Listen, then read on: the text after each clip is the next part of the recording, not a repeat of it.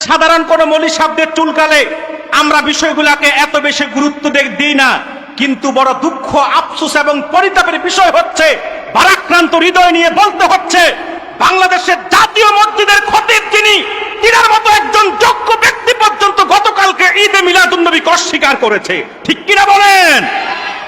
জাতীয় মসজিদের মতো একটি গুরুত্বপূর্ণ জায়গায় যে ব্যক্তি খেতাবাতের দায়িত্ব পালন করে, অন্তত এই ভারসাম্যহীন বক্তব্য তার মুখে শোভা পায় না। ঠিক কিনা বলেন?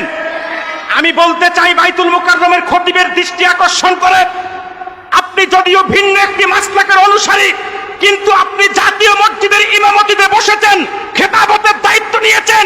শুধু নির্দিষ্ট একটি মাসলাকের প্রতিনিধিত্ব আপনাকে করলে চলবে না, 16 কোটি মুসলমানের প্রতিনিধিত্ব আপনাকে করতে হবে। ঠিক কিনা বলেন?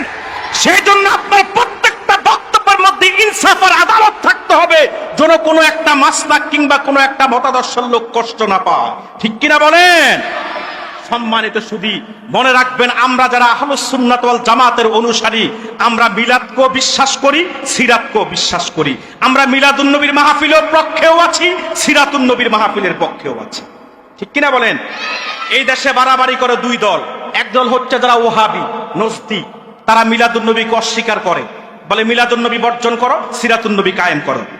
আর যারা কট্টরপন্থী বেদাতি, তারা মিলাদুন নবী পক্ষে নিয়ে এত বাড়াবাড়ি করে, বলে সিরাতুন নবী বর্জন করো, মিলাদুন নবী কায়েম করো। আচ্ছা বলেন তো, বোকার দল ধরলো কি আর সারলো কি? কথা বলেন। বোকার দল ধরলো কি আর সারলো কি? মিলাদ যার, সিরাত তো তার। ঠিক কিনা বলেন? আমরা যারা খাঁটি আহলুস সুন্নাত ওয়াল জামাত, বিশেষ করে জোনপুর, ফুরফুরা, সারসিনা, সোনাকান্দা, ফুলতলি, আমরা মিলাদুন নবীর পক্ষেও আছি, সিরাতুন নবীর পক্ষেও আছি। মিলাদ রাসূলুল্লাহর আগমনের জন্ম বৃত্তান্তের ঘটনাগুলোকে আমরা স্মরণ করি, আর সিরাত রাসূলুল্লাহ 63 বছরের জিন্দেগিকে অনুসরণ করি।